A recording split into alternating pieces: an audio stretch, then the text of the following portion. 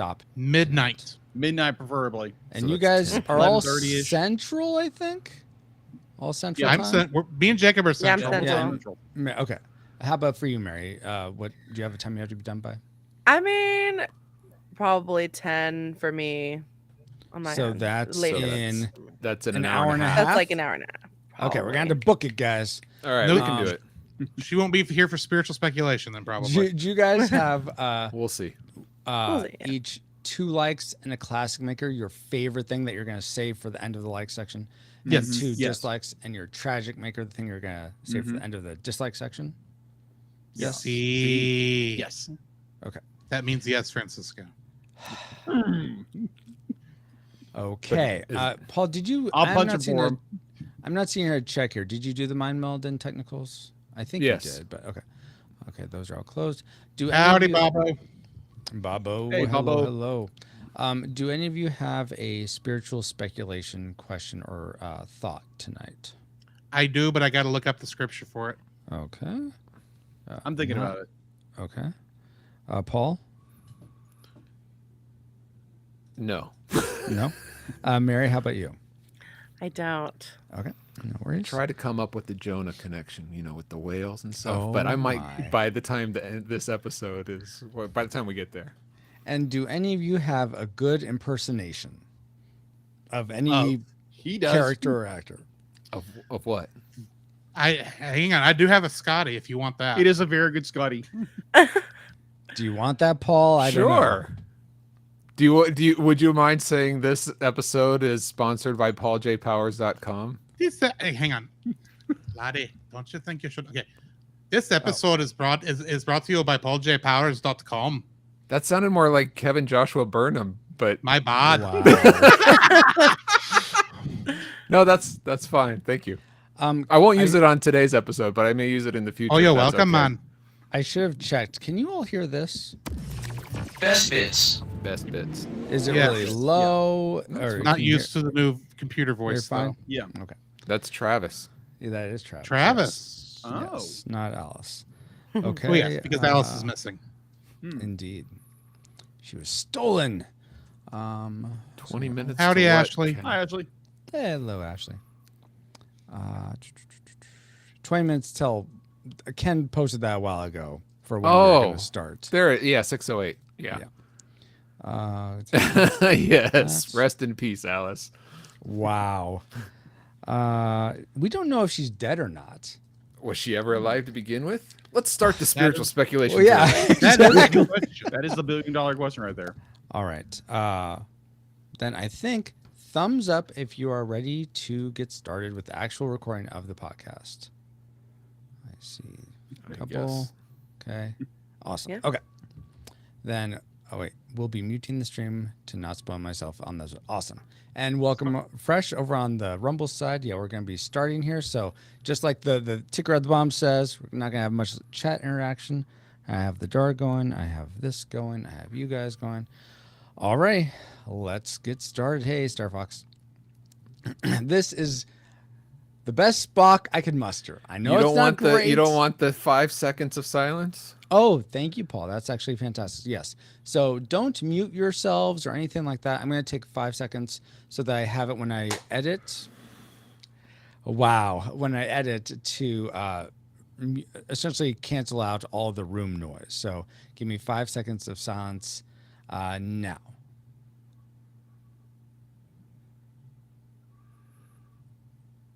Let's light this dude up! Yeah!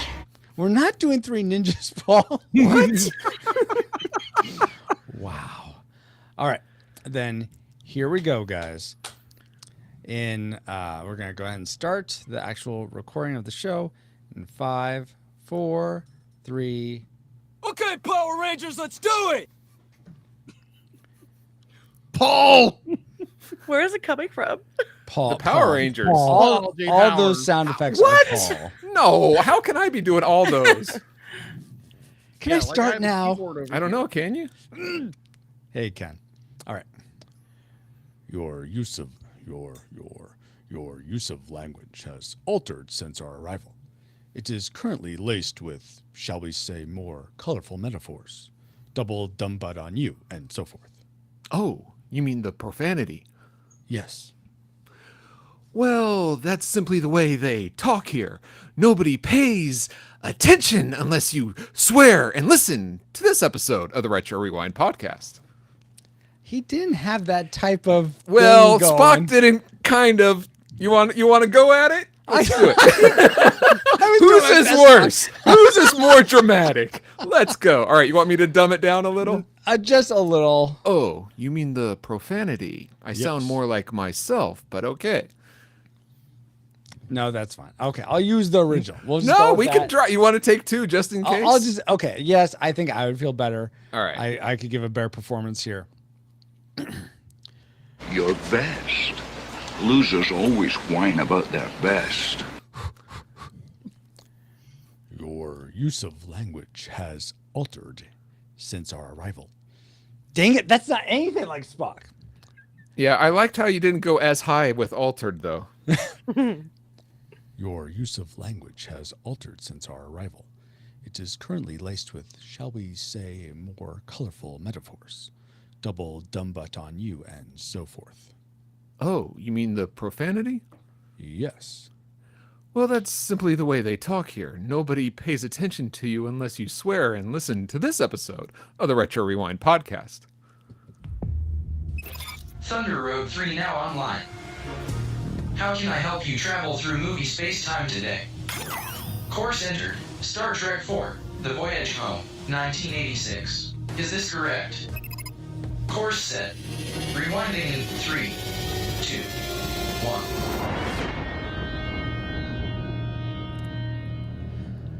Welcome, Rewinders and new listeners, to the Retro Rewind podcast, where we take a fresh look at movies and games from 15 or more years ago. I'm your captain of the pod, Francisco Ruiz. I should say the former pod.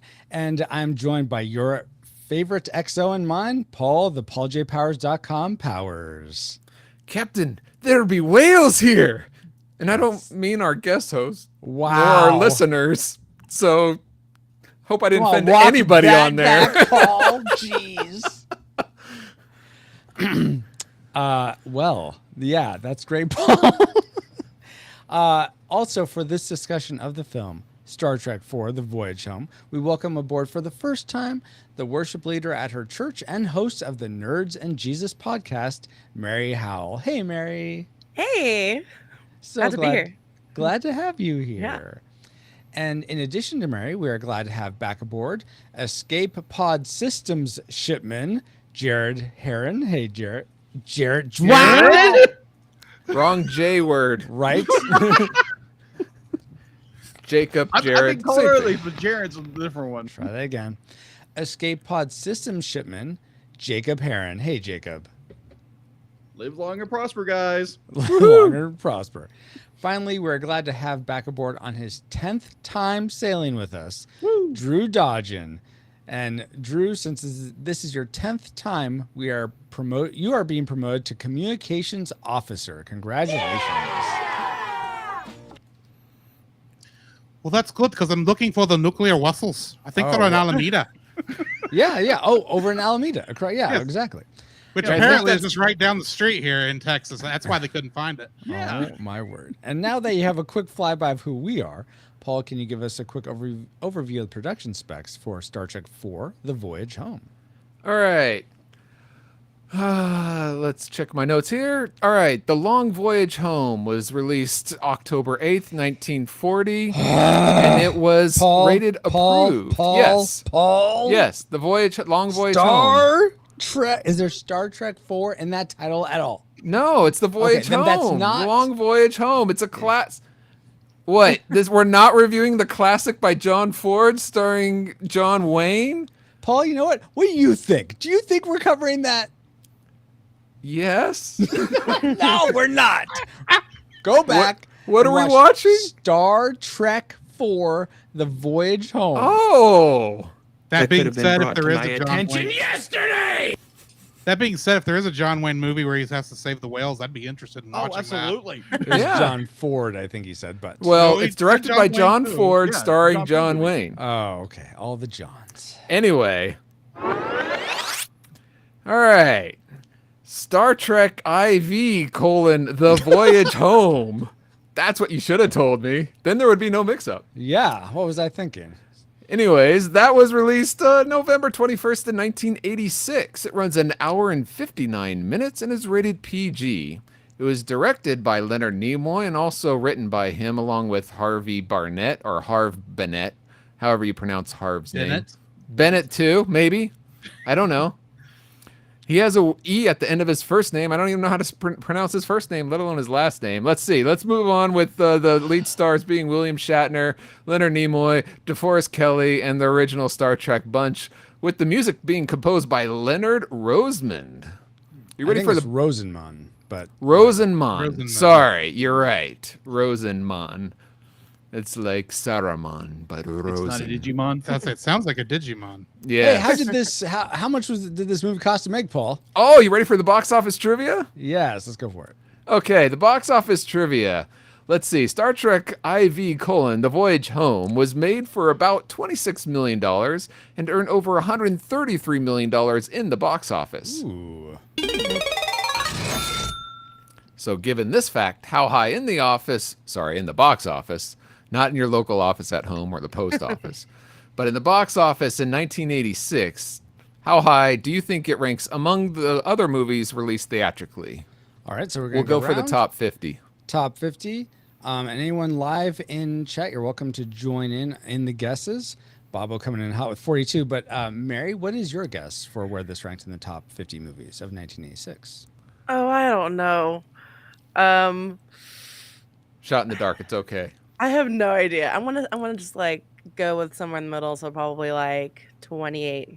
28. Okay, awesome. Jacob, what's your guess? I'm going to go with a solid 23.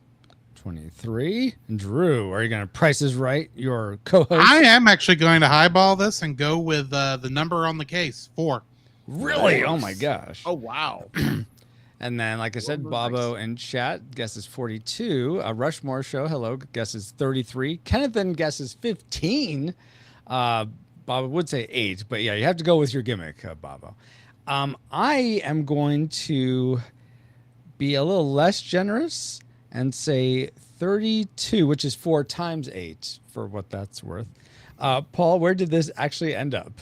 All right. According to the-numbers.com, Star Trek IV: The Voyage Home came in at number 5. Wow! Oh my gosh! So off, most of us. Oh my gosh. Okay. Well, good job. Star Trek 4, number 5.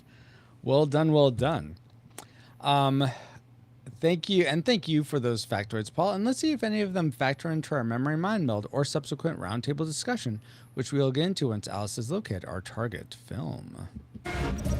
Alert. Alert. Target located. Spoilers incoming. Establishing analysis vector. When they decided to go home, Judging by the pollution content of the atmosphere, I believe we have arrived at the latter half of the 20th century. Everybody remember where we parked. they had no idea how far they'd go. Many of their customs will doubtless take us by surprise. What does it mean, exact change? You're from outer space. No, I'm from Iowa. I only work in outer space. Star Trek IV: The Voyage Home, rated PG. Now playing at theaters everywhere.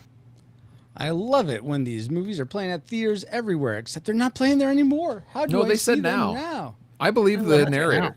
Yeah, you know what? Maybe we should all believe them. And we probably remember believing narrators. And I'm curious if any memories from the past came into our memory mind meld synopsis of the present.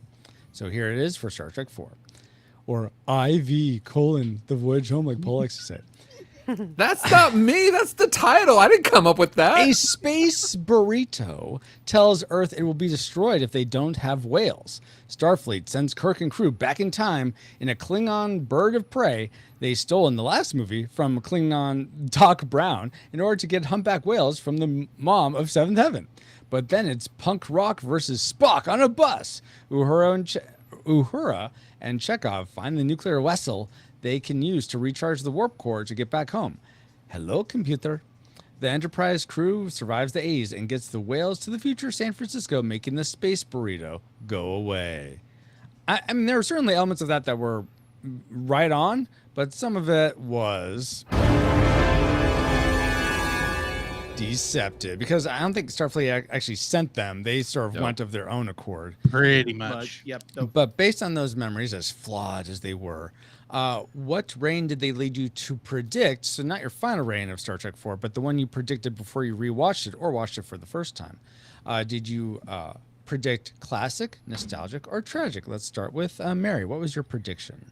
I was just guessing classic. Classic, okay. Yes. And had you seen Star Trek 4 before? No. So I'm coming in with a brand new perspective, watching it for the first time. So Very may have just cool. watched This it is going to be interesting today. So I'm fresh. okay. My mind is like, I'm in it.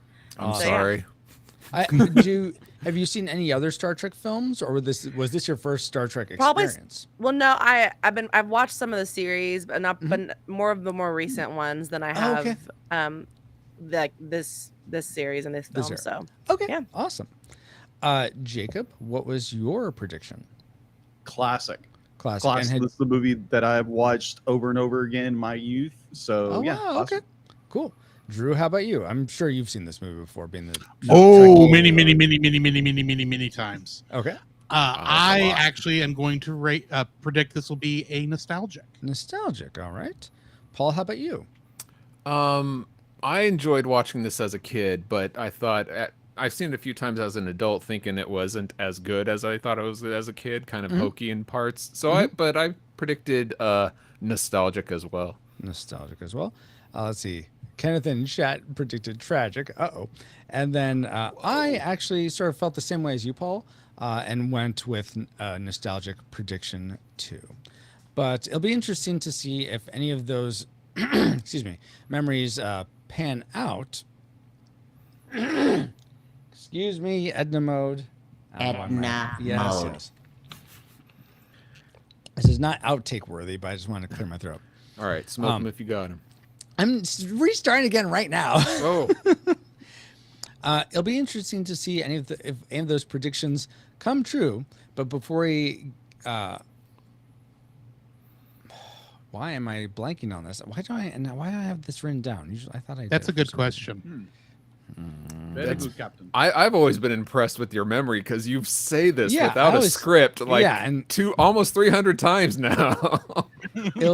Let me try this one more time. It'll be interesting to see if any of those predictions come true. But first, before we get to any final reigns, let's get into the things we liked most about Star Trek 4, The Voyage Home. And so, Travis, boot up our like section. Best bits. Okay, and let's start with our guest. So, Mary, how about you start us off? What was one thing you liked about Star Trek IV: The Voyage Home?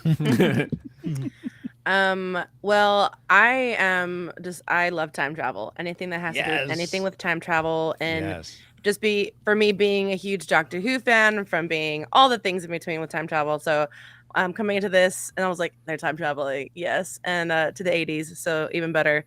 So that was definitely one of the things that absolutely really liked about this. Awesome. Yeah, I have something to say about that, but I do want to comment that I typically, if there's time travel in a movie, I am on board already. Like that's a great in for me. So I'm right with you there. Assuming Jacob, it's done well. Yeah, exactly. No, even when it's done horribly. No. Oh, okay. Jacob, was the time travel an element you liked, or was there something else that you enjoyed about this film? I enjoy the time travel because there again, I've always been a huge fan of Back to the Future. It's my bread and butter when it comes to movies. So yeah, the time travel aspect of this movie is so well done. It's be like if you try to break it down continuity wise, be like, are they changing the space time continuum? But it's just all done for fun. But yeah, I enjoy this aspect of the film. Okay, very cool. Drew, is it the same for you? You like the time travel? I do like the time travel, but that's not my like. Okay, well, before we get to your like, then please, guys, help me understand. How does time travel work in this? They go around the sun, and that gets them in the past. That was definitely questionable. Okay. Hang on, let me answer. There is a I know scientific the lore. explanation for it. Okay, and I'll let Drew go ahead. So here's the thing. warp factor 10 basically means anywhere and everywhere at the same time. So okay. they're accelerating. You hear it at the beginning where they're accelerating past warp 8, warp 9, 9.2, blah, blah, blah, blah, blah. Yeah. Essentially, them accelerating plus the gravity well going around the sun accelerates them just up enough to just barely touch warp 10, and somehow the braking thrusters firing at exactly right time somehow stops them right where they're supposed to go. Okay. Here's a little more scientific explanation I'm going to infuse into that. Building off of what Drew said, he's absolutely right. You heard the theory that the faster you go, the more time slows down. Yes. I think it's based on. It's like the Flash. Right. Yeah. And once you go faster than the speed of light, it goes backwards. Right. Yeah. So once you hit the threshold, I mean, you can only go so far, and then they say, and when you get to warp 10, as Drew was saying, you basically stand still. So they use the gravitation at going. I'm sorry. Let me back up a second. While going at warp 10, they use the gravitation of the sun to pull them even faster than warp 10 and whip them around. And that pushed them through that barrier so that they were actually going in reverse. Okay. Because they went so fast, not only did it stop, but it went reverse. Okay. If that makes sense. I guess. And they got really lucky that they didn't turn into lizards like in that one episode of Voyage. Yes. I'm just not sure how they time it to end up in the 80s, but okay. That's Spock did the calculations. Oh yeah, of course. The calculations, yes. Okay, that's fair. Thank you guys for explaining that, because I was really confused. So I appreciate that explanation. Sorry, it's nerd stuff. Or geek stuff, depending on who you ask. It's the Superman time travel method. Yeah. So Drew, what was your like? It wasn't the time travel so much. What did you enjoy about this? So this one hit me this time, I think, more than it has any other time I've watched this movie. And that was the conversation between Sarek and Spock at the very end. Oh, okay. Maybe I think it hit me maybe because I'm getting older. Exactly. Maybe because I'm watching. I just got done watching Strange New World season 2, and Spock is much more of a. It's kind of been going over his relationship with his past and his family. Does Leonard Nimoy voice him in the? No, it's Ethan Peck. Ethan Peck. Why didn't they get Leonard Nimoy? Because Leonard Nimoy unfortunately has passed. But AI That's voice. a technicality. Yeah. Exactly. No, blasphemy. No, Ethan Peck is doing a great job. He's really Ethan great. Peck actually does an amazing job. Is that the guy who did him in the 2009? No, he was in Discovery also. Okay. Well, Discovery hired him. Yeah. Some of the good things that came out of They Discovery. discovered him, you would say. Anyway, okay. So no, but Spock watching, listening to that conversation, knowing how estranged their relationship is in the lore, and hearing them having this conversation. Granted, every other time I've watched this, it's like, okay, yeah, they're not on good terms, and this is, and they're talking about. This time, it's like, oh, you can almost see the emotion. Yeah. Even though they're Vulcans, they don't technically have emotions. Actually, they do, but they're restrained. But you can just both Mark Leonard and Leonard Nimoy are doing such a good job showing that tension while still being very restrained and very stoic and not showing emotions in a way that it's just I was crying, not really crying, but I was choked up. As that scene was going on. I'm missing something. Are they like related? Are they lovers? Father and son. Father and son. Wait, Sarek. Oh, whoa, Sarek. Oh, I'm getting confused with the girl Vulcan. No, that was Saavik. Why do they have to have such similar names? I don't know who's who. And they do have a relationship. This makes so much more sense. Everything you just said, I time travel back, I zip past the sun. Now it makes so much more sense. Okay, some fan theories do state that she technically has Spock's kid at the end of that, but one of the producers even said that. Yeah. One of the hired hand said it. Well, I will, but to what Drew was saying, it's great. Sarek and Sarek and Spock. That makes so much more sense. It's great that they got Mark Leonard to return his role from the original series as well.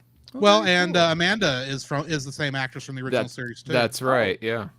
Now, who is that? That was his mother there. That was talking to him on Vulcan. Oh, okay, cool. I thought that was Winona Ryder. That's Jane Wyatt in this version. Winona Ryder. is the Kelvin universe. You're in the wrong universe. No, she's in the Stranger Things universe. Okay, I'm gonna be done. Yes. Let's go back. In the upside down world. Wobbly, Yes. timey-wimey. Let's move on. Yeah. Let's move on to Mary once more. What's something else you liked about this film? I really liked more of just the reaction to obviously it kind of ties into the time travel thing, but the reaction to everything down on Earth. I think it's always so funny to see just even just Spock not understanding social cues as far as like cussing and all that kind of things to just they're asking basically the police officer of like where the nuclear vessels are, where are they? I'm like, no. Yes, the Russian is during the Cold War is asking where the nuclear vessels are. Exactly. Great. What's the problem? No, Mary, that's one of my likes too. I love the whole seeing the crew in different ways as fish out of water. Yeah. Like I particularly loved the Scotty talking to the mouse as if it's a microphone. Hello, computer. Exactly. I've got a funny story involving that, but we'll save that for a minute. Them experiencing all the profanity and whatnot. I thought that was funny. And yeah, like my view had said, the nuclear vessels that Chekhov was saying. Vessels. Yeah, I enjoyed that as well. Paul, what's something you liked about this film? This was going to be my classic maker, but I'm going to bring it a step down.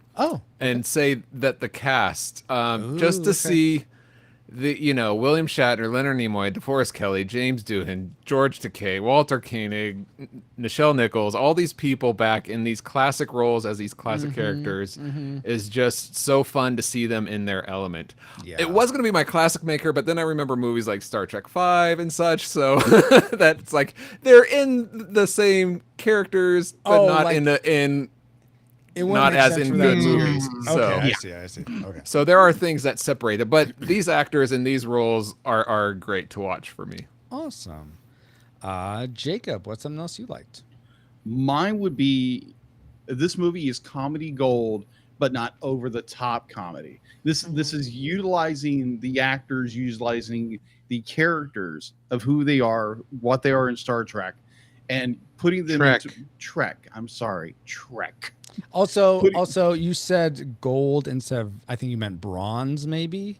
No, gold. Comedy bronze? I thought you were going to say trash, but okay, good. Oh, jeez. Oh, wow. Wowzers. This is going to be interesting tonight, aren't it? Isn't it? Hey. So, yeah, I love the comedy in this movie. It's so well done. You have these characters. You have a lot of the cast who normally don't get to do a whole lot. Yeah. And so you put them in situations where comedy kind of just naturally flows, like with Spock. It'd be like Spock, like Mary said, like not understanding the culture and all that, and I just find it just very funny. It's very humorous, where you don't get that in most Star Trek films. You're welcome, Drew. Thank you. Also, I got to get you back in that habit before we start reviewing Lower Decks again. That is true.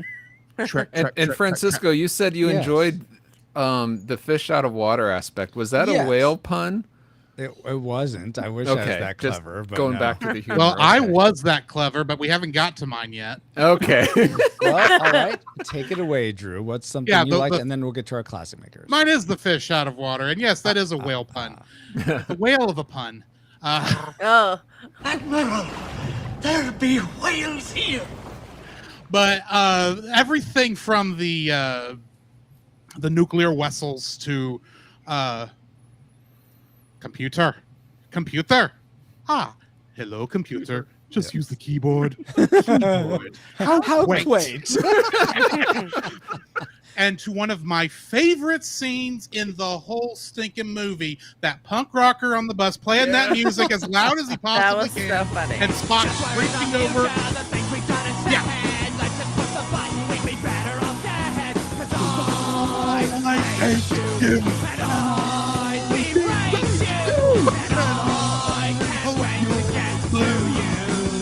I went to the wrong verse. Yeah. No, I just realized that sounds very similar to a song in my. Currently, it's still my favorite movie. It could get knocked off maybe by this movie. Who knows? We'll see later. But Scott Pilgrim versus the World, where they're going up against Crash and the Boys, and it's like, it goes up to that guy in the crowd. We hate you. We hope you die. Well, the funny thing about that song, I Hate You, is it was written for this movie because Kirk Thatcher, the guy playing the punk, who intentionally played the punk so the guy would actually look like a punk because he actually did. He didn't like the music Leonard Nimoy was going to pick because Leonard Nimoy doesn't know punk rock music. So he said, let me write one for you. And he wrote this. The band, Edge of Etiquette, lasted for a day and a half in production long enough to make this song. Yep. No joke. And then Kirk Thatcher, since he's associate producer and actually worked for ILM and does a lot of things, he's actually the guy in charge of the Muppets right now. Nice. Oh, so that punk guy is in charge of the Muppets. Yeah. It's the new theme song for the Muppets. Kick it. Okay, cut it, Paul. Imagine Dr. Teeth singing that. That'd be pretty epic, actually.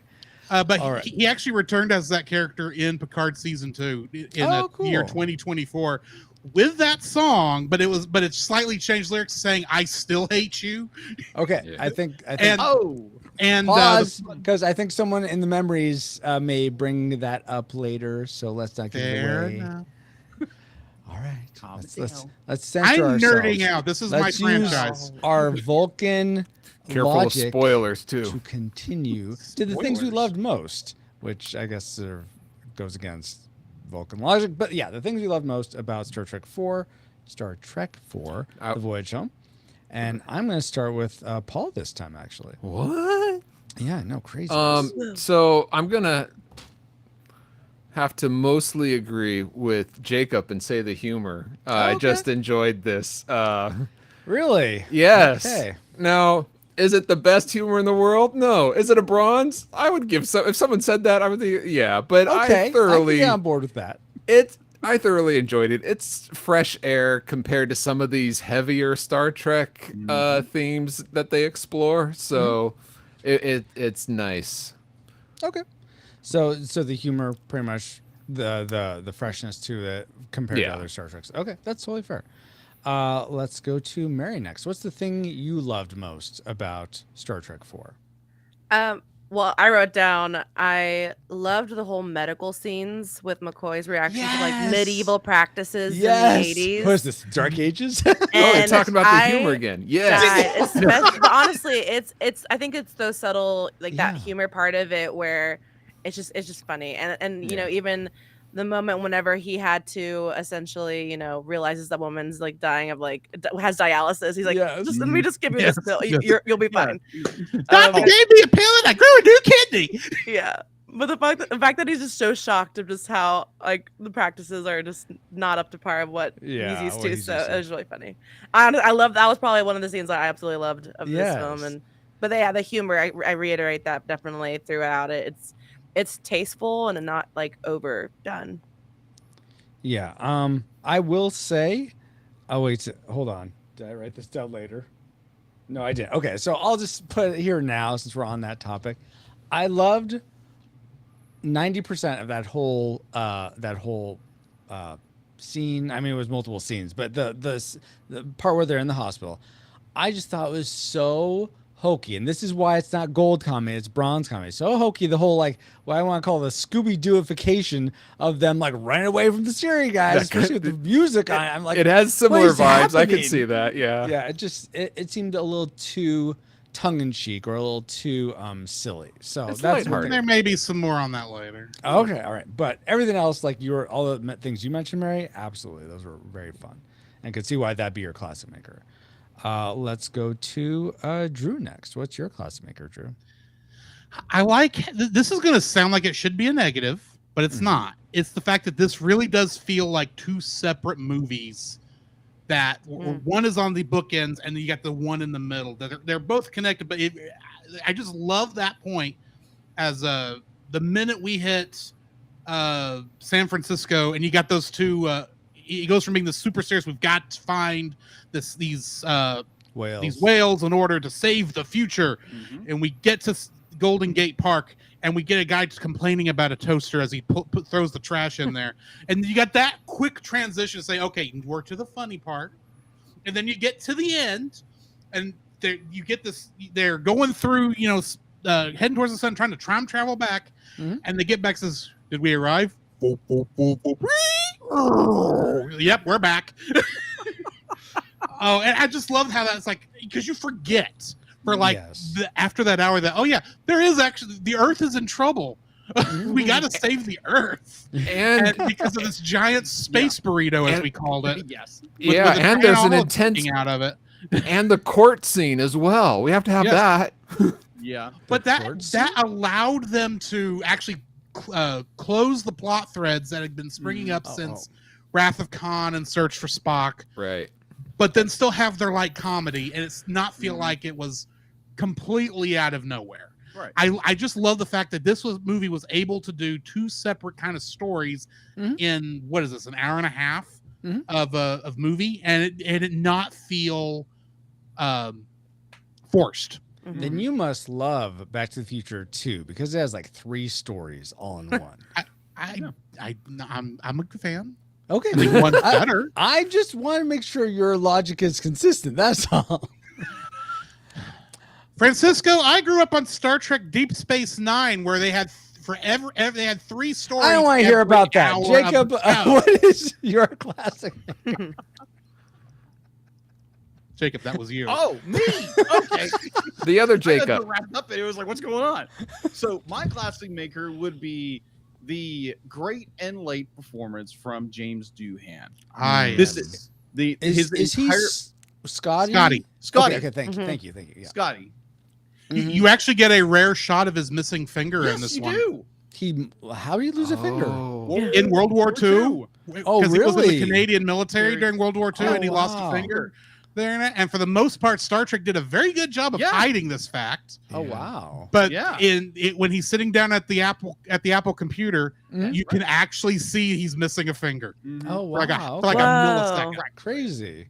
I'm surprised they didn't work that into his story in Starfleet. In some it way. would have been so funny. Yeah, if they did it. He may have not. He may have asked them not to. Out of maybe. Yeah, probably. That's but the the thought probably was, for the same reason there was no smoking in the future, medical technology may have been able to regrow it. Granted, future technology, future continuity would say that wasn't a thing, but all right, well, whatever. Well, that leaves me and my classic maker, guys, and really, I really okay. So to set the stage a little bit, I had not ever seen. I've seen Star Trek 2, 4, and 6. I haven't seen the motion picture. I hadn't seen 3. I've seen like the first 15 minutes of 5, and I fell asleep.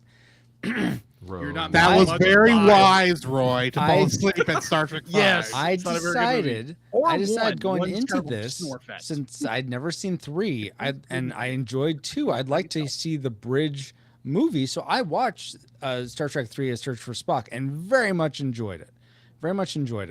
And so being able to see, based on what happened, the dramatic gravitas that happens there, being able to see how Kirk and Bones are reacting to getting back their friend in Spock, I thought that was just so touching, and I loved those. I mean, those 3 are great in pretty much every movie I've seen. Their whole interplay. But I especially loved how they were. You could sense that they're like getting back their friend, and the joy there is in that. So now almost makes me think of another spiritual speculation. Anyway, so that was my classic maker, guys. And so I mean, and there probably were some other things we liked. In fact, there's one more thing I liked that I forgot to tell you all about. Stunning and Brave.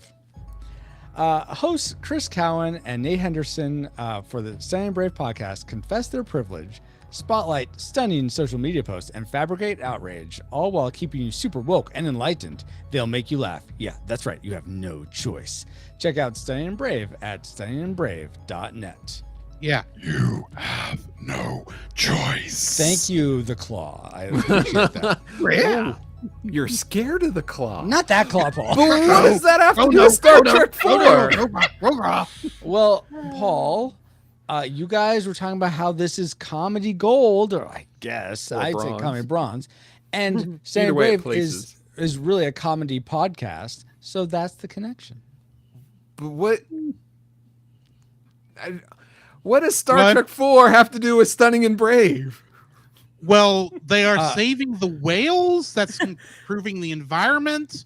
that tends to be kind of like a prelude to woke culture. Okay, obviously, Paul, you just want some more Star Trek 4. So how about some trivia about Star Trek 4? That would be better. Nothing IV against Stunning and Brave, but let's stay focused. All right. Here's some trivia about Star Trek 4.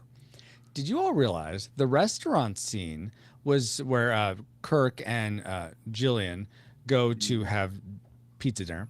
That scene was filmed at an actual restaurant, but one without a pizza oven. So because the characters ordered pizza, Paramount bought and installed a pizza oven to make the kitchen more believable. What? Which the restaurant got to keep. But after all that effort, the oven is only visible for like 5 seconds in the film. I was going to say, I never saw the kitchen or oven at all. Right? I was about to say, somebody was friends with somebody that they got a little, hey. Exactly. Do me a little favor since. So my question to you all is, what is an item you've purchased thinking you would use it a lot more than you ended up using? It's probably like collecting dust. And the pricier the item, the better. So let's begin with Paul. No, don't start with me. All right, Drew. The most expensive thing that I have that's collecting dust is probably my audio receiver, for my TV, but I use it all the time. But it does collect dust. So something you don't use. You don't use. Oh, I'll have to think about it. Okay, Drew. This right here. I don't know what that My is. capture card. Oh. For playing streaming video games. Oh. Since I don't stream video games that much anymore. Gotcha. That's pretty much all this is doing, is collecting dust. And I think this was about $100, maybe $150. Uh-huh. And yeah. Well, if it makes you feel any better, pizza ovens cost way more than that. So. Well, I'm also not a movie production studio, so right, true. How about you, Mary? Oh gosh, that was such a hard one because before I would have said my Sony camera, but now I use it all the time. So if you would have asked me this 5 months ago, I'd been like my Sony camera that I never use. Mm-hmm. Now I would almost say my sewing machine, probably. Oh, okay. I got it for the purpose of I'm gonna start making more costumes when I go to cons and all that, but I really haven't been to cons lately, so it's been collecting dust, and I don't really sew, so it's not one of those things like I'm just gonna sew something. Yeah. I have a sewing machine in my garage that I was gonna send to my cousin because she wanted one, and we live on separate coasts. But then I packaged it up, got to the post office, and it cost just as much to buy a new one as it is to mail it. It's ridiculous. Oh, yeah, ridiculous. Mm-hmm. Jeez, is that one of the old ones where you pedal it, Paul, like in Three Amigos? Yeah, and I have the sheep right out back where I get the wool. It's amazing. Wow. I'm impressed. And so we're going to send the sheep also, and that's why it's so expensive? Yeah. Wow. And enough food to keep the sheep. Apparently I was actually going to do a cattle bronze we got here. I was going to do a cattle drive and get the sheep there, but then I saw City Slicker. Roy to help you with that. Exactly. Yeah. My gosh. I was like, I live in a small town in Tennessee. I know a lot of farmers, so we got you. There you go. Right. There you go. All right, that leaves Jacob. How about you? Expensive item that you don't use. Item that you bought that you don't use. I purchased a 3-in-1 printer, scanner, copier for $250 back in college because I'm an artist and I wanted to scan things and do all this great stuff. I used it a little bit. It ran out of ink, and now it's sitting in my apartment. I haven't used it since. It'd probably be cheaper just to buy a new printer. Exactly. Because of how expensive ink is. You're not kidding. That's fair. I wish that we didn't even need printers anymore, but like every 6 or 9 months, somebody requires something to be printed or whatever. Well, when it's you so have frustrating. kids that want coloring sheets, you end up using a lot more, Paul. But you don't technically need a printer for that, Francisco. You just need paper. Yeah.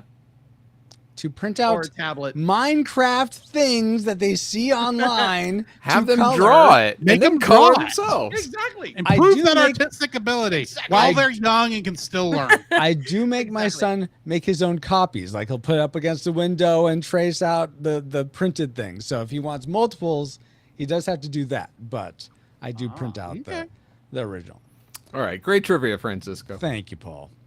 And now that we've all had some trivial fun, let's find out what memories you, our rad rewinders, had about Star Trek IV: The Voyage Home. Alrighty, so from Facebook, James Felix starts us out by saying, it showed that Star Trek could have repeated humorous moments while still maintaining a somewhat serious tone. Also, Captain, there be whales here. Patrick Edwards says, Hello, computer. the first movie I remember seeing in theaters. Oh, wow. Benjamin T. Van Dypen says, I love it. I love Italian, and so do you. Yes. We both, Yes. You did a little too much LDS. Yeah. Which I never caught before, but yeah. Saints, right? Yeah. Yeah. Who Will Save Generation X podcast comments, we changed the activation word for our Alex A to computer because of this movie. Did you say Alex A so you didn't trigger your Alex A? Not only mine, but other folks at home. But I did say fair. computer, so sorry to those folks. Yeah. And I said This it is why I again. don't have those things. Yeah. Very good. Nathan James Norman says, most people call it the one with the whales. That's for sure. Wardell White. That Go- whales here. Yeah. Wardell White says, seeing it with my 8th grade class and being my first voyage with the original crew. I never saw an episode of the original series, for it usually came on at the same time as the local 6 o'clock news. I remember liking that the theme was different, and it was literally something down to earth. Somewhat down to earth. Yeah. Somewhat down to earth. And it was great to finally see Shatner as Captain Kirk, other than cop named T.J. Hooker, or later as a host of CBS's Rescue 911. I also enjoyed seeing that Leonard Nimoy directed the movie. He directed a whale of a movie. Now, let's talk about 3 Men and a Baby. We've already covered that, Dale, but thank you. Then from locals, D. Tungsten says, I love Italian, and so do you. A lot of Italian love. Yeah, apparently. Fabulous Lomax says, trivia. The actor who played the punk on the bus reprised the role in 2022 for the second season of Star Trek Picard for their time-traveling shenanigans in the year 2024. Again, on an LA bus, he asked to turn the music down by the protagonist and promptly does so while apologizing for being too loud. That's funny. And finally, Kennethan says, what I remember most are the whales, and that makes it tragic. I don't think anyone should make an effort to see this again, including me. I was not going to pay to see this, so since I can't watch it for free, meant I didn't want to watch to refresh my memories. Saved by the fee. So That's weird because Really? there's Sounds whales. more like he was saved by the whales. Yeah. I don't know what to tell you, but Ken, what do you have against whales? Thank Actually, I have a you. coworker. These were extremely good animatronic They were whales. extremely well in. Yeah. I I have a coworker who's deathly scared of whales. Just one of her Oh, really? phobias. But Huh. so that's a legitimate reason not to see this movie. I don't know what Ken's they deal is. should Maybe watch it's the same. the movie Orca, the killer whale. Oh, Or and Free Free Willy. Willy. There we go. Free Willy's not very scary. Orca is more of like a Jaws ripoff. So. Yeah, when it's coming right at you. Anyway, thank you all so much for sharing your memories, Rewinders. And Kevin's comments sort of leads us into the things we didn't like so much about Star Trek 4. So let's boot up our... Worst whoops. Ken says he says he's not afraid of whales, just to clarify for the listeners. He Oh, just didn't good. like the Okay. plot. I'm glad. Thank you for letting us know, Ken. And please let us know, Drew, what is something you didn't like about Star Trek 4? You mentioned this earlier, but the chase music in the hospital and on yeah. and on the USS not on the Enterprise, Enterprise, yeah. was actually not the Enterprise, by the way. Yeah, the it was, Enterprise was not in port, and they didn't even use the same class of aircraft carrier to stand in for it. Fun fact. Jeez, what are they But- doing? I could totally tell that music, too. That music. Scooby-Doo is the right term there. Oh, absolutely. I mean, it sounds like they're running through a carnival, for crying out loud. Not the best soundtrack. No. It's not. the soundtrack for the whole movie, certainly Rosenman soundtrack, is not the best Star Trek soundtrack in my opinion. It's a nice difference from what we normally get because he is going for more of a lighthearted feel. But once you get to those two chase scenes, involving Chekhov, ironically. It's just absolutely dumb and ridiculous, and those songs should not have been used. You know who they should have got? John Billiams. Yes, John Billiams indeed. And for those new to the podcast, that's a running joke on John Williams. That's John Billiams is like his alternate. But I thought that went without saying, but sure. Yeah, a little bit. I try to explain sometimes. Yes, explaining the joke. That I always appreciate makes it. I appreciate it. Thank you, Mary. And Mary, why don't you tell us something you didn't appreciate about Star Trek 4? Okay. So I have a lot of feelings. Listen, you don't understand. So I think anything to do with harming animals, I'm like, I will just choose not to watch it sometimes. Because like, did I cry in Air Bud, when he told the dog to like go away? Yes, like I did not like the new Regis in Avatar because of that reason as well. So wow. So I think I didn't like so much about it was whenever they were in the museum and they just show here's basically footage of them like harming all these whales. There was a lot of footage of that. Yeah. And I was like, that was I the don't want to see educational that. portion of the film. Yeah. I was like, I don't want to see that. Anyway, that was just something like immediately like wrote down my notes. Harming of whales. So Dislike. I think that was the intention of the movie, but I think they went a little too well. Yeah. So that's similar to something I'm going to say, but for a different reason later. But okay, no, that's totally fair. Yeah, I could see how I had this one episode, just to have a little bit of a tangent. I had this one episode in college where I was in a religious ethics class, and they showed us a video about vivisection, which is essentially animal experimentation. Yeah, where you try drugs or whatever on animals, and I almost passed out watching it, so I had to like leave the room. So I get how that can be traumatic to watch stuff like that. But my story aside, I want to hear Jacob, why don't you spin me a tale of something you didn't like about Star Trek 4? All right, Letty. So my first dislike of this film. So this is more of a nitpick, but it's such a big nitpick. So we have Julian and Kirk in the restaurant. We talked about this earlier. So Julian orders this big pepperoni pizza with extra, what is it, olives? I don't remember. Yeah, one of those. Orders this massive and thing. A beer. Yes. So Kirk orders the same thing. So we're talking big Italian pizzas, like 24-inch frame, 24-inch pizzas, right?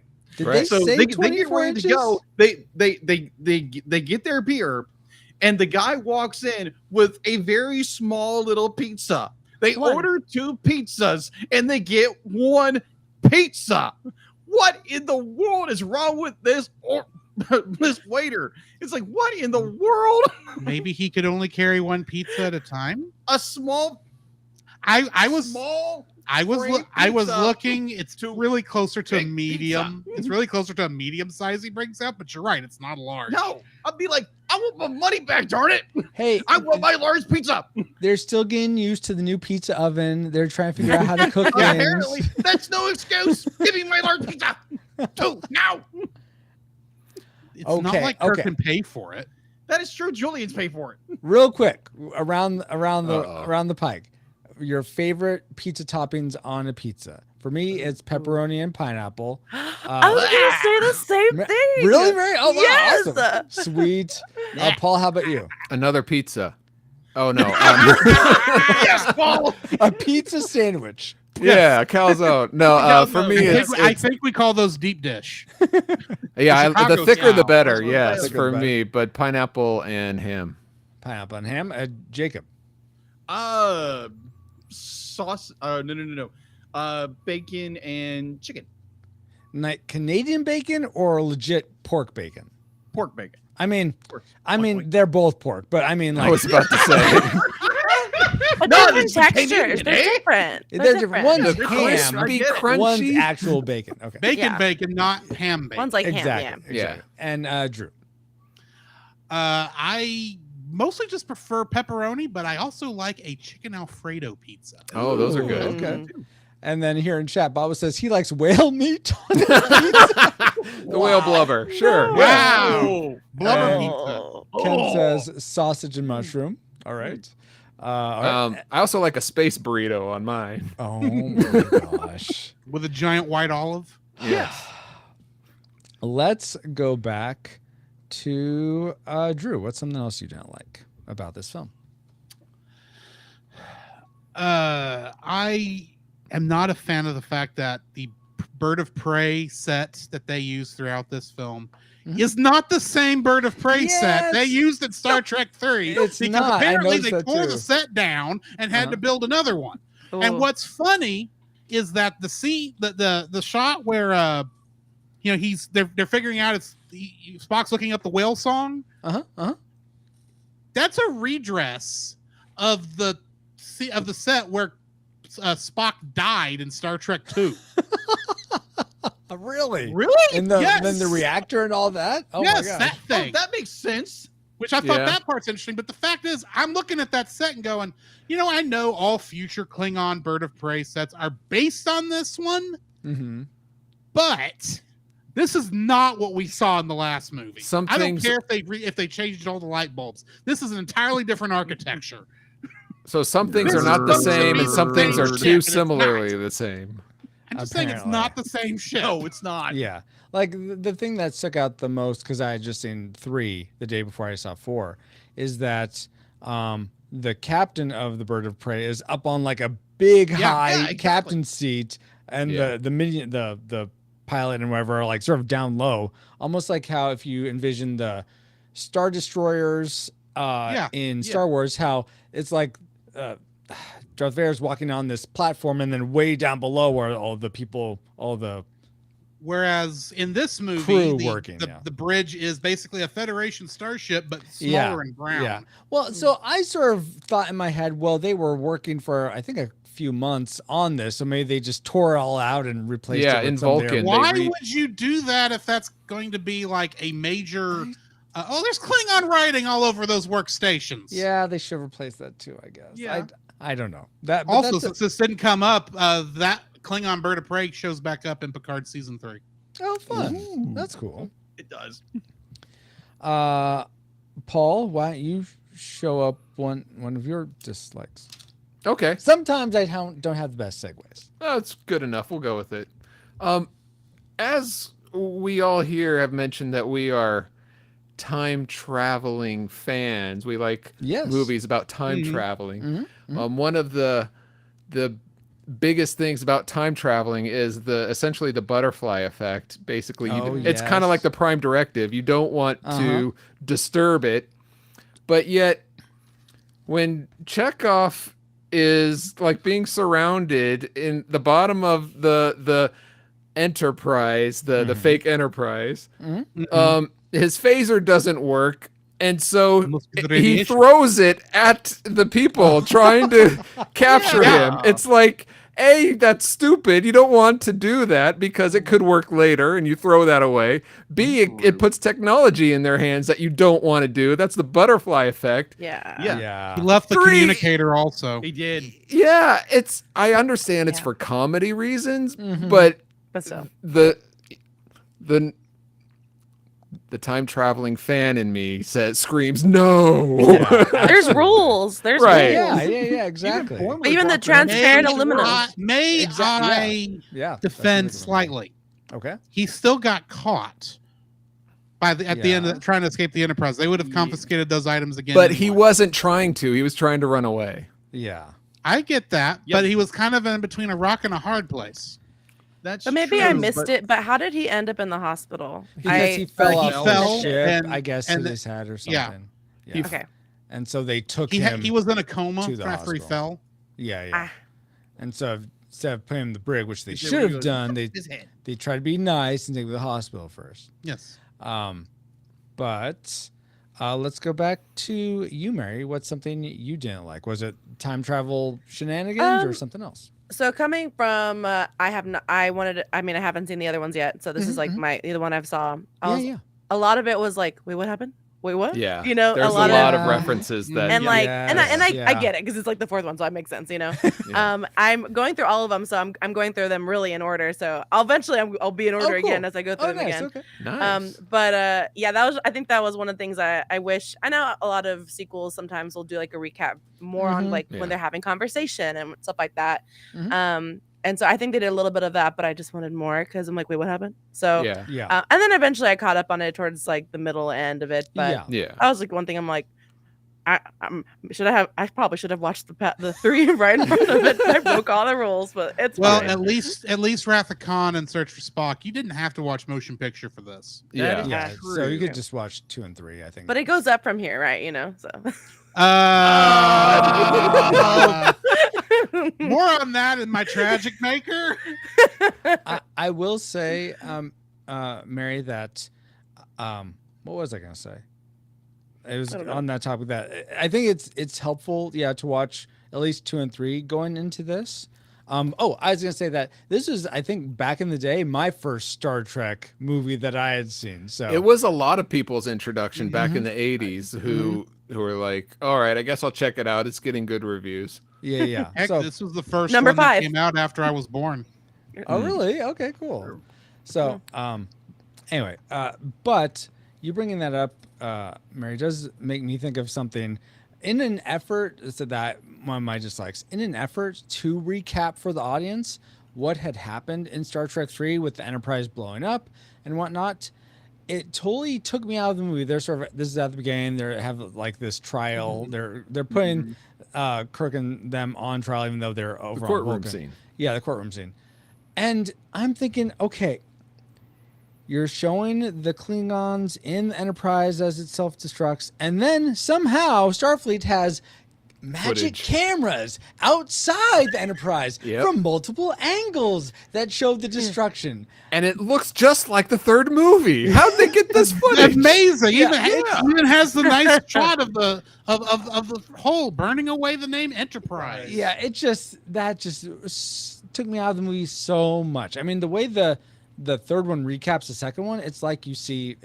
I thought that was a little artsy. It literally just fartsy, plays but like it plays the end last little bit of wrapped 2 and gets bigger and almost Yeah. like and goes from like I think a monotone or a chromatic to It black goes and from like a white to monochromatic color. blue into color. Which I mean, it's fine. It's not the best. I think you could have done it in a different way, but I think it's a lot more in universe than well, and it does a good job than of what they did placing you here. back in that headspace you would be in at the end of Wrath of Khan. Yeah. And so all I'm saying is that I think they could have figured out a better way to do this, even if it's just reshoots or something. I know they were trying to save money, but that really took me out of the movie to see that. And so, well, you're forgetting 2 things. Oh, okay. The one is that the Federation is all seeing. God, and the second thing is AI technology is going to go beyond all this in a couple hundred years when this takes place. If it has one camera, it's able to. It doesn't even have cameras. You just type it in and it'll create it. Oh yeah, I of course. would like to point out the simple fact that the Federation, the only 2 Federation ships anywhere near the Genesis planet at the end of that film were the Enterprise and the Grissom, both of which were blown up. Right. So. Yeah, well, but there's probes. Federation is all seen. Yeah, they have probes everywhere. Yeah. It's out in the middle of nowhere. It's all fake news anyway. The closest outpost is what is the name of that planet? SETI Alpha 5. Yeah, no, it wasn't SETI Alpha 5. It's that other one where they were developing the Genesis torpedo. Anyway. By the way, I should have brought this up when you mentioned the bird of prey. But calling it the HMS Bounty, is that reference to Wrath of Khan? Like, is that the ship? It's a reference to Moby Dick. Yeah. Right. Oh, is it? Because the ship's called the Bounty. The Bounty. Is yeah. it? Yeah, I thought it was Mutiny on the Bounty. But Mutiny on the High Seas, yeah. Wait, what? The book is Mutiny on the High Seas? I think that's the name of. I think that's the name of the movie. I'm pretty sure HMS Bounty is a reference to Wrath of Khan. No, because that's the Botany Bay. Yes, and that would be. It sounds the same. Bounty, Botany, Starsvik, whatever. They're all the same person. Savick, whatever. Anyway, it's all right. Mutiny on the Bounty is the name of the book. Yes. Okay. Mutiny on the Bounty. Okay, and that's a. So HMS Bounty is from that. Yes. Oh, because Yeah. they're mutinying from Starfleet. Yes. They mutinied That's it, technically from Starfleet. Okay, Yes. that makes To sense. go save Okay, their cool. friend. Okay. Hey, it's all circling back. It's like we're back on track here. That's impressive. Amazing. It's Yeah. almost like they thought it out. To continue being back on track, Jacob, give us one more, just like before we get to our tragic makers for Star Trek. So mine goes with something that I thought I would never hear myself say ever. Uh-oh. You don't like Walk Monty with Python wrong. and the Holy Grail. Yeah, you know what? Shut up, welcome, Roy. Welcome to the Come on, party. Roy. Come on. Make like Wesley Crusher and shut up. Oh my gosh. As you wish. This isn't Princess Bride. Go ahead, Jacob. Wrong, Wesley. My little buttercup. How many more movies can we reference? Yes. Roy.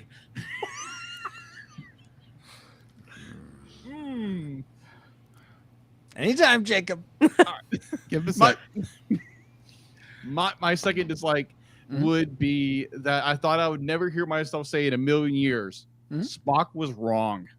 Ooh. So what? we have the prefix of that. Okay, in the 23rd century, there's no longer whales, and Yes. the population's been butchered. Right? But no longer humpback whales. No longer humpback whales. Okay, so we like Spock says by the 21st century, the humpback whale has been put out of existence. Right? Am I right? I believe so. Okay. Yeah. So That was before they went back in time. That's and before did they went back and butterfly. saved the whales. Yeah, butterfly effect. butterfly effect. Yeah, But they didn't save the whales. It's because Chekhov threw his stun gun that they saved the whales. In the Literally, Chekhov's gun. It was a transparent aluminum that they and the left. transparent aluminum. Exactly. No, Yeah, what exactly. you got to There's- understand is that whaling vessel there at the very end. They actually were the ones who finished off the humpback whales in the original timeline. But the appearance of the Klingon bird of prey decloaking in the port bow made them all give it up. Yep. I'm sure that's what happened. Okay. So your quibble, Jacob, is that we're in the 21st century now and there's still humpback whales? Yeah, there's over 22,000 humpback whales. The humpback whale population has sprung back up since the 90s. It's because of this movie. We all stopped hunting them. So No, this movie was a thing. We all know that No, someone it's still hunting, but- someone altered the timeline. That's why we don't have flying cars in 2015 and everything. point. Yeah. I agree. Yeah, I mean, if you really, Thanks, Kirk. hey, if you really want to go deep in the lore on this one, technically, there's been a lot of time travel shenanigans that could have changed a lot of things. Yeah, there's a lot of butterflies. I mean, they've moved the eugenics wars from 1996 to 2030. So, ooh, it's coming. Wow. Yeah.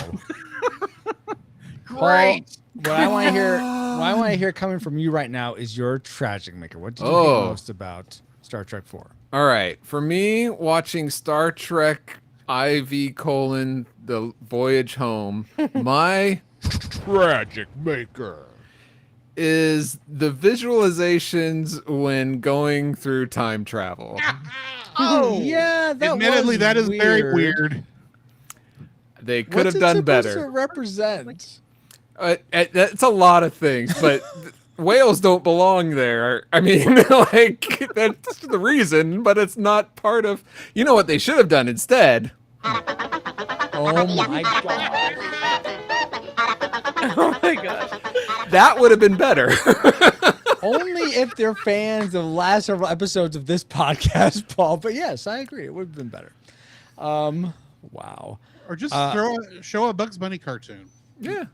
Mary, what did you hate most about Star Trek 4? Not finding out exactly who and what set them probe. Oh, Yeah, that would have been nice. I thought it was Chipotle. It's supposed to be aliens from outside the galaxy. But like, I need context. but, like, I need history. why? I need Yeah. I need to know why. You know, Why is it so important? They contact whales just Exactly. to leave again. Like, I need answers, and there's no Yeah. answers. Yeah. Didn't resolve the way I wanted it to. no, Yeah. I totally Fun fact get that it. that wub wub wub wub sound in the background of that clip Yeah. It's actually Leonard Nimoy. Yeah, it is. Yeah. Oh, it is? I is. thought it was Yeah. the sound of my stomach digesting a burrito. Actually, that's the burrito oven. Yeah. Yeah. Next to It's the like pizza oven. The probe was just Exactly. weird Like, yes. looking. It made no was. sense. Yeah. It was like, what am I looking at? Like, Apparently, yeah. the outside's This is supposed to not look like any whale stranger- skin, but it didn't Stranger to me. It Things? looked like Stranger foil. This is not any stranger than V'ger from Star Trek: The Motion Picture. I don't know what that is. Stranger V'ger, which is even It's weirder. weird. It's I don't- yeah. weird. There's V'ger, which is explanations, but it's weirder. weird. I mean, you have to take it obviously in context of Yes. the amount of technology to make, all the Yeah. special effects in this film too. So I agree. Hey, with there are you, a lot though. worse fourth films Mary. that deal with, Exactly. like, saving the world from stupid humans. Yeah, I'll say. Superman 4. Here's what I'll say. I appreciated so much more the villains in 2 and 3 because they're a lot more clear cut. The motivations of Christopher Lloyd in 3 is a little ambiguous. I think he just wanted Klingons to be the ultimate race. Spoilers. I think that's what he is going for. Maybe. Well, most Klingons do. Okay. Well, okay. Yeah, it's a Klingon but, thing. but at least that's like, okay, I know what your motivations are. This thing is like, why are To you save the whales. Didn't It you was- hear Kennethan? It needed a better explained enemy, it. a better It was enemy. trying- Yes, better It enemy was would be trying great. to contact the whales and was completely unaware that it was destroying the planet in the process. with its Why was it transmission. trying to contact the whales? To make sure they're still alive. Why? Because then- Are they, because one, they are they lost- aliens? They lost communication with the whales and were Right. sending a probe to find out what happened. You're So saying one of that the wait. It just is saying, human arrogance that the Paul, message must be meant for man. Paul. Okay, but you're saying that whale To quote the song movie. is able to go through water into the atmosphere out into space. It has No. that much power to it. Maybe. There's a lot of Wibbly, signals wobbly, in space. timey, wimey. Give it up. No, I will not give it up. There are Or- stupider things in Star Trek than this. That doesn't give it a pass. Paul, what were you trying to say? I'm just saying this is better than it could be. It's not working. Saying this is better than it could be. Oh my goodness. Okay, let's go to Jacob next. What was your tragic maker for this film? It's all hijinks to go into do time travel. So you have our wonderful Starfleet, Yes. who just does everything wrong in this movie. Every single little thing. It's like I you know. know there's a probe out there. Be like, because you're getting contact, you're getting information from your fleets, Mhm. including other species who are getting bombarded by this thing. They can't run up. It is just like this whole setup with this probe to come to Earth and home base for Starfleet. You think you're going to use your entire fleet to stop this thing? Nope. They can't even launch their spaceships in time to get out of the way. So they're basically perfectly they're like They're, let me reset. all right, I was about to say they're more concentrated on propping up the window than fleeing for safety.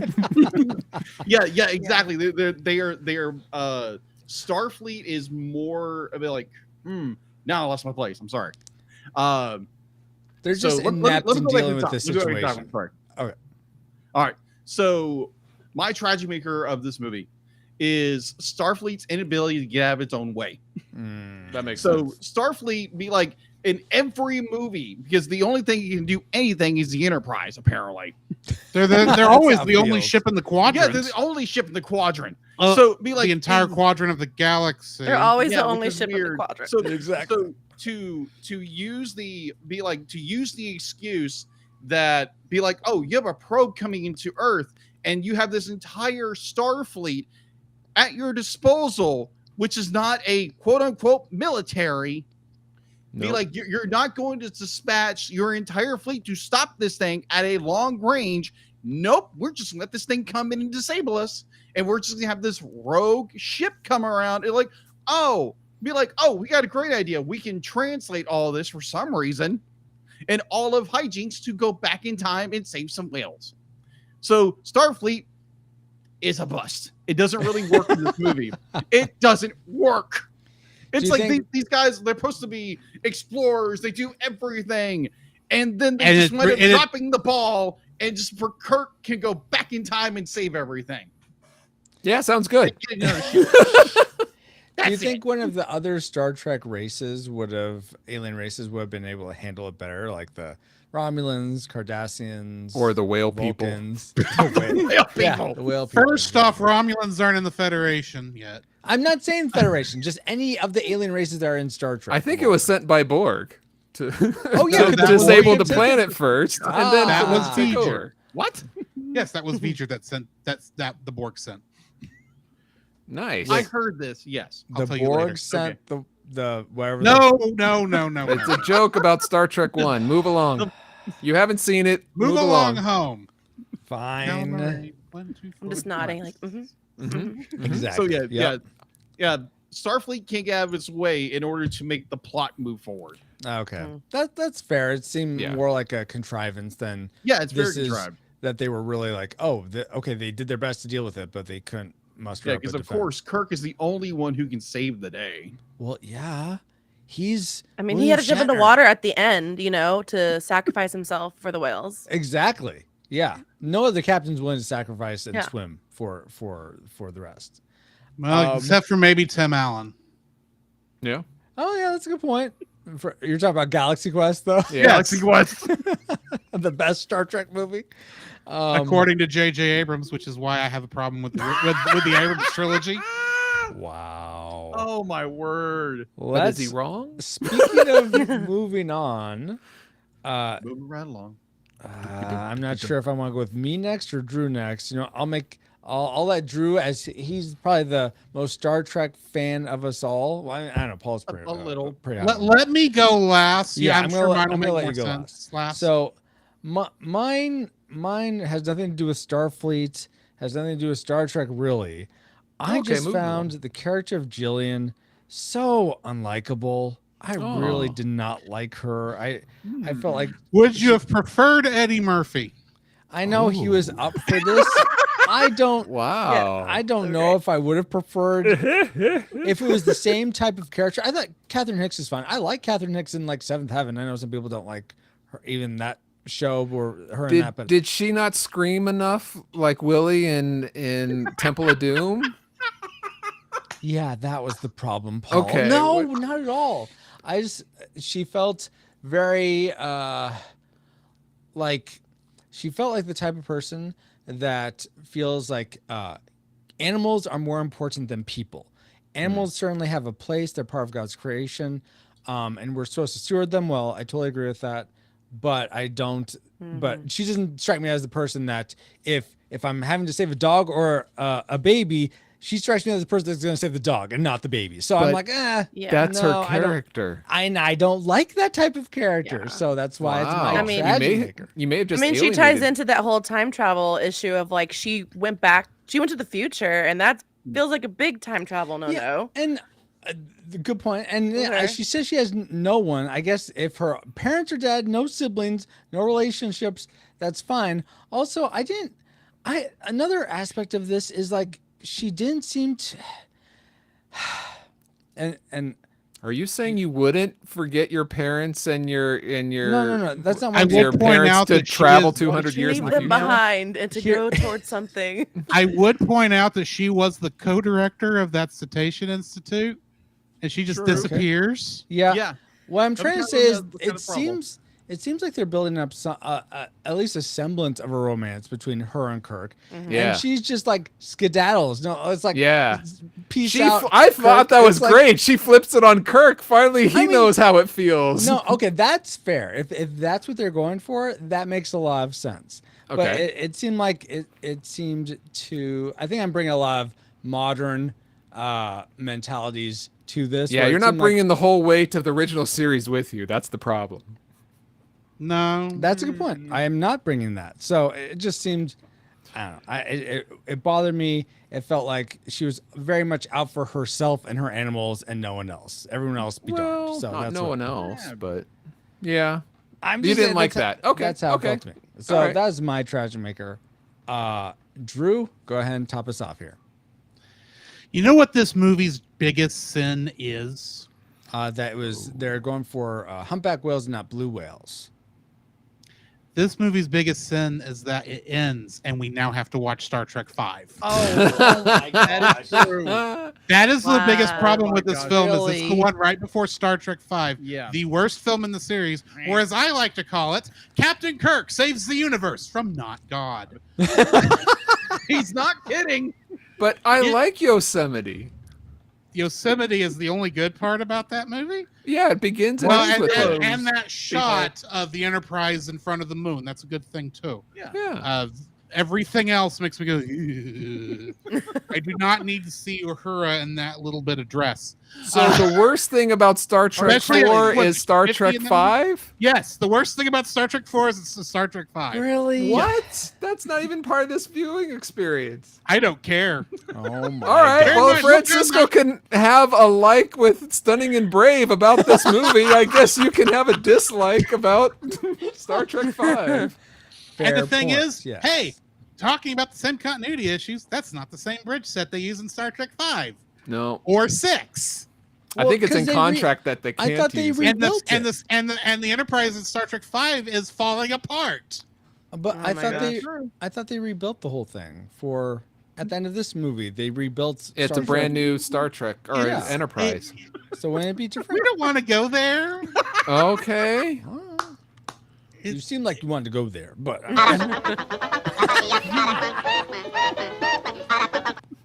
you know where I want to go.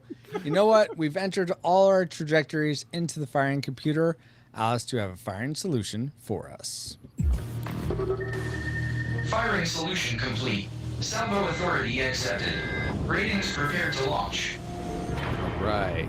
Salvo Authority. What is that? Gosh, it's time for the moment of truth where we're gonna give our final ratings for Star Trek 4. Do we rate it a classic? We recommend anyone go see this, whether or not they've seen it before. Do we rate it a nostalgic? It's worth your time to revisit it, to rewatch it if you remember seeing it as a kid or in your past and you enjoyed it then. Yeah, pick it up again, rewatch it, you'll have fun. But if you've never seen it before, skip this one. Or do we rate it a tragic? It's not worth anyone's time today. If you've never seen it before, keep it that way.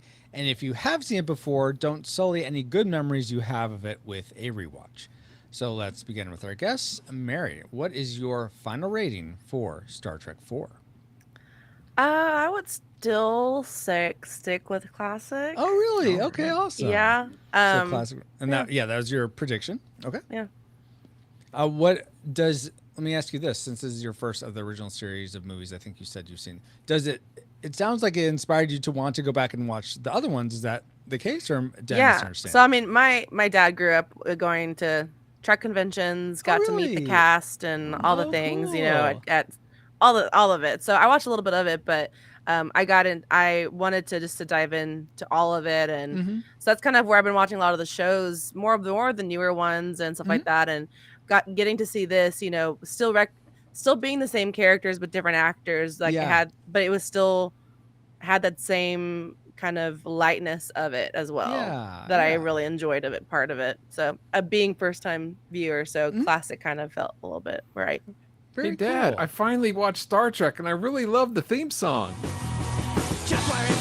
Oh my gosh, Paul. All right, bye guys, bye.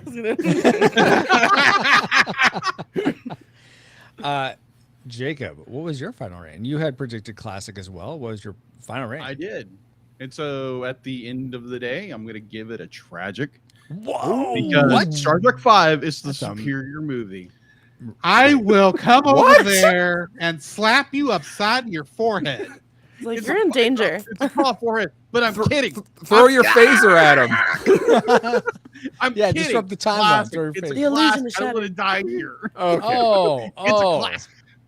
Well, now, so I think, though, you said tragic first. So I'm going to have to put down tragic. Sorry. Roy? That's how this works. I am not Roy. It's Francisco. Roy. Roy's? Okay. But so classic, Jacob, more seriously? Classic. Classic. Very much Okay. classic. All right. Drew, how about you? You had So, predicted fun fact- nostalgic this time. What was your? Yeah. All right. So, fun fact: my rating on these movies has not changed in like 5 years. So, in terms of ranking, this is actually my 5th favorite Star Trek film. Oh, Okay. you like Star Trek 5? Okay. No. Oh, this is your 5th. This is number 5, going from best to worst. This is Okay. number 5 on my list. Okay. So the question here really isn't, did it improve on this film or not? It's like, where have I moved the line from above Star Trek 4 to below Star Trek 4, where the nostalgia classic line is? And I think I have. I think this is a classic.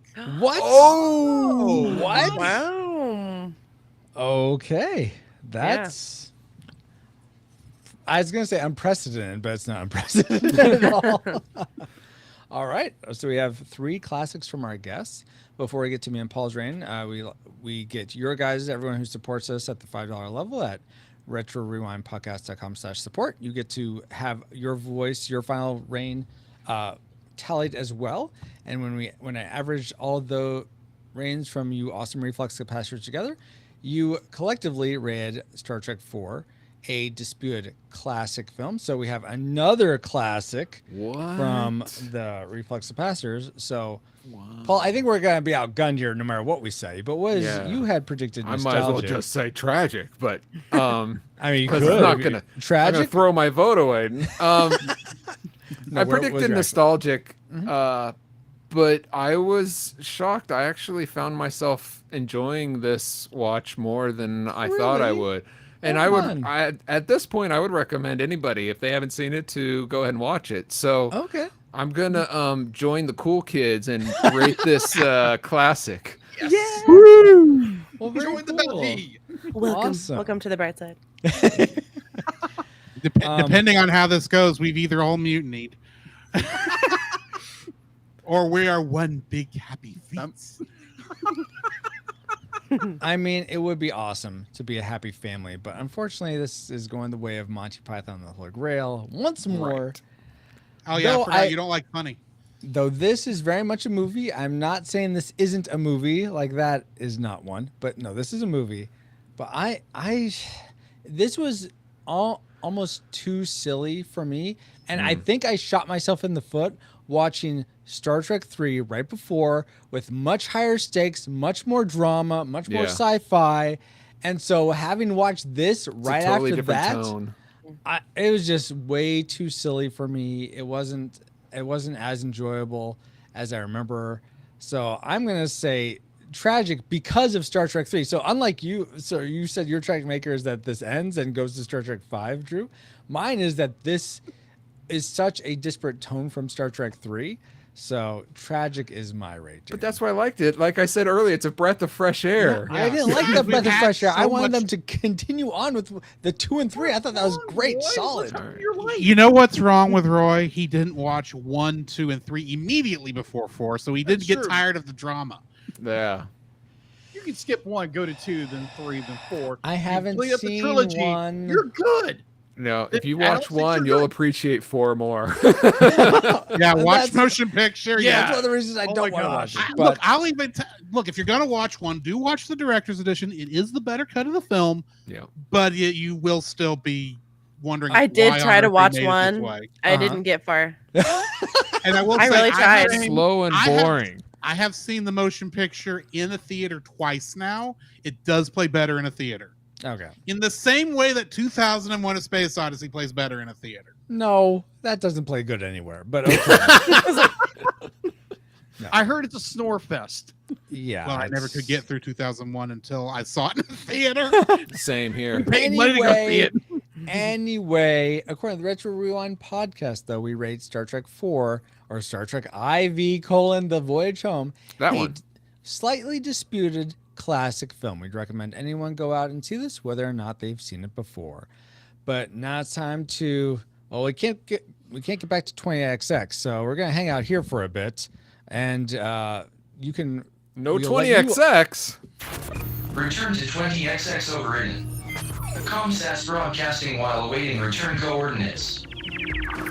Thanks, Travis. Or should I say, hello, computer.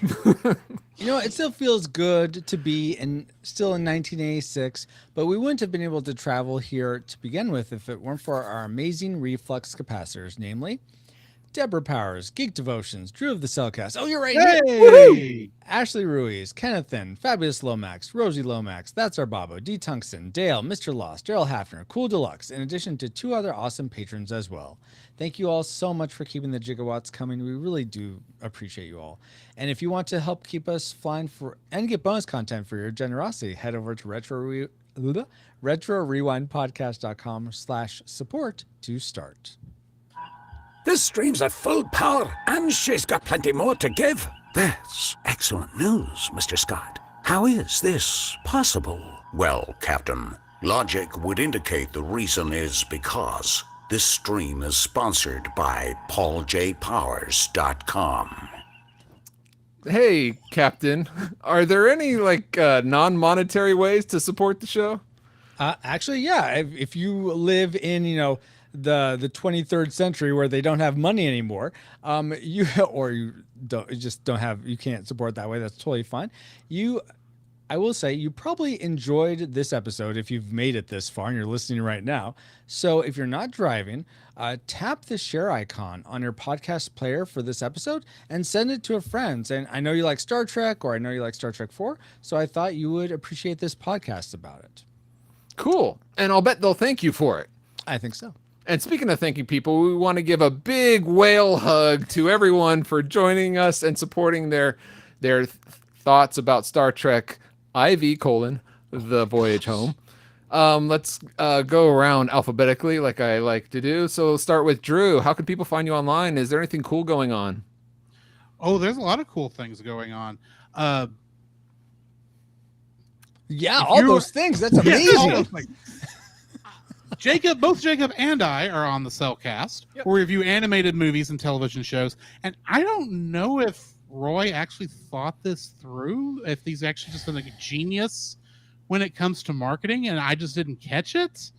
However, it just so happens this is right before we're going to be starting reviewing Star Trek Lower Decks Season 4, which ironically the poster is based off Star Trek 4's poster. Oh, cool. And they even said this time we're not bringing in the whales. Yeah, we're going to be starting reviewing that starting Labor Day weekend. And that's when we're going to release our review of the Strange New Worlds Lower Decks crossover episode. Very cool. Keep an eye out for that. Plus, listen to our regular show where we're reviewing...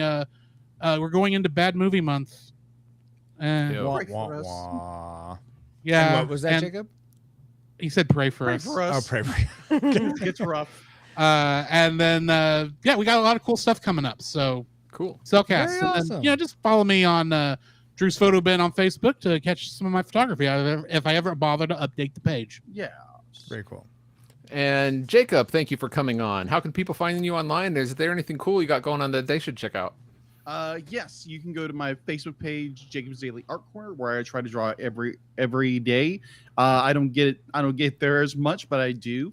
I've been doing this for 5 or 6, 7 years at this point. Nice. And so yeah, if you want to support me, support my art, please go over there. If you want art commissions, please contact me through there or any of my social media.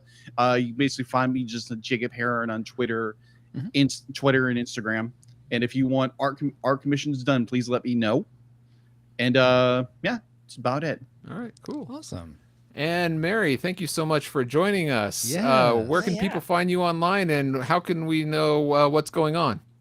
Yeah, you can find me at nerdsandjesus.com, and that kind of will lead you to all of our episodes, to our Patreon, to our merch store, to all the things in between. So definitely right now, just reviewed Blue Beetle. Was great. I'm a Latina. I'm also from the same town where the comic's based out of. So got to fun. It was really, really great to review that movie. Also going through the Chronicle of Narnia series for the first time. I've never read any of them. So going through it on the pod.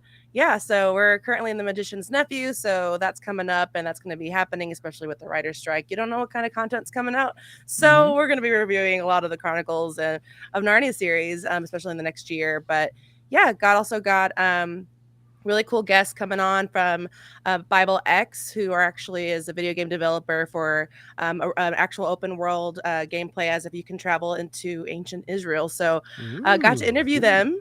It's super exciting. So a lot of fun interviews of different even people that I've never met before or maybe we've never heard of before. So get to review them or interview them on the pod. So a lot of different things on over there happening. So what's the main thing that is covering, like geek culture, the thing you do on Nerds and everything Jesus, that has to do with that's nerd related and through just a Christian perspective, and it's just clean, especially with any reviews that happens, stuff like that. And but yeah, I mean, we talk D&D, we talk cosplay, we talk cons, we talk gaming and all the things in between. So yeah. Awesome. Well, very cool. Thank you so much for taking time to come on the show, Mary.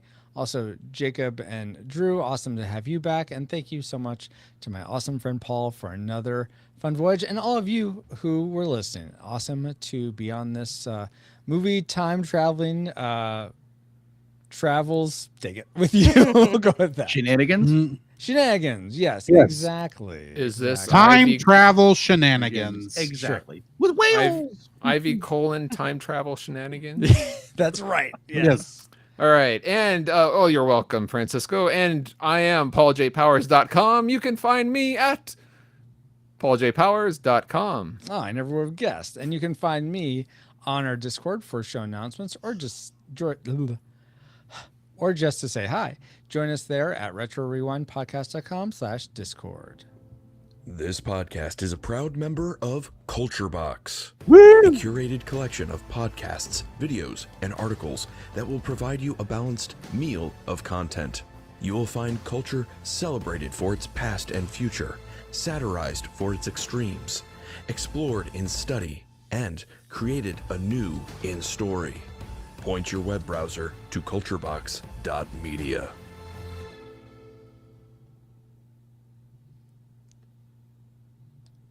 Sorry, I was muted. Okay. Like, what's happening? Oh, no. Sorry, Bentley was talking too much. Oh. That's my dog. All right. As that floating voice just said, we are now part of Culture Box Media Network. Find all shows unpacking truth through story, comedy, and geekery and nerdery at culturebox.media. Thank you so much, EXO, and thank you all for listening. We pray you are more joyful today than when you first hit play. But like a Pokemon, we gotta catch you all later for, I'm not sure. I think we're gonna try get back to 1983 now. So we'll see if that happens, or if we end up somewhere else in the movie space-time continuum. But we'll be sure to catch you next time and find out where we're going in our ship's logs. But we'll catch you all here at the retrorewindpodcast.com. Wait, what is that what I say? No. But check it all out on the next episode of the Retro Rewind Podcast. Rewinders of the Lost Pod mission complete. Review audio ship's logs for more details.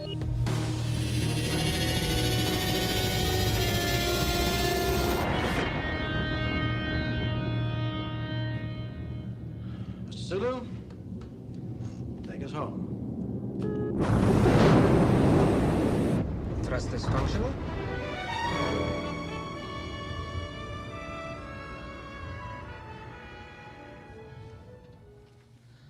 Awesome. Okay. So we're gonna go ahead and end the stream, guys. Thank you, everyone. Baron, Bobo, Ken, Yoshi. We don't hate you as much as Paul's music would have you believe. Fresh. Everyone who's here, we're going to go now and record our spiritual speculation. So everyone who's a supporter can listen to that when it goes up later, hopefully next Wednesday. But thank you all so much for hanging out on the live stream. Hopefully you enjoyed it, and we'll catch you all later. Bye. Bye-bye.